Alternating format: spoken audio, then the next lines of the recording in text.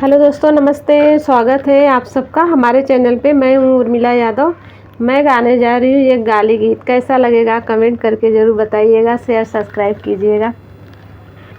दुल्हे का बहिनी इलेक्शन में ठाड़, बतावा इज्जत कैसे बची। अरे दुल्हे का बहिनी इलेक्शन में ठाड़, बतावा इज्जत कैसे बची। अरे दुल्हे का बहिनी इलेक्शन में ठाड़, बतावा इज्जत कैसे बची। गली गली वोट मांगे, गुंडन से नोट मांगे। गली गली वोट मांगे, गुंडन से नोट मांगे। अरे मांगे लीला महर भतार, बतावा इज्जत कैसे बची। अरे मांगे लीला महर भतार, बतावा इज्जत कैसे बची। अरे समधी का बहिनी इलेक्शन में ठाड़, बतावा इज्जत कैसे बची। अरे समधी के बहिनी इलेक्शन में ठाड़, बतावा इज्जत कैसे बची।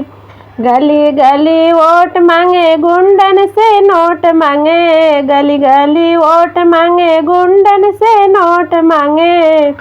अरे मांगे ली दुई चार यार, बतावा इज्जत कैसे बची। अरे मांगे ली दुई चार यार, बतावा इज्जत कैसे बची। अरे समधी के बहिनी इलेक्शन में ठाड़, बतावा इज्जत कैसे बची। अरे समधी के बहिनी इलेक्शन में ठाड़, बतावा इज्जत कैसे बची।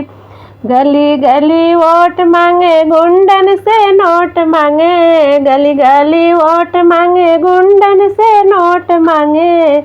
अरे मांगे ली लमहर भतार, बतावा इज्जत कैसे बची। अरे मांगे ली लमहर भतार, बतावा इज्जत कैसे बची। अरे दुल्हे का बहिनी इलेक्शन में ठाड़, बतावा इज्जत कैसे बची। अरे दुल्हे का बहिनी इलेक्शन में ठाड़, बतावा इज्जत कैसे बची।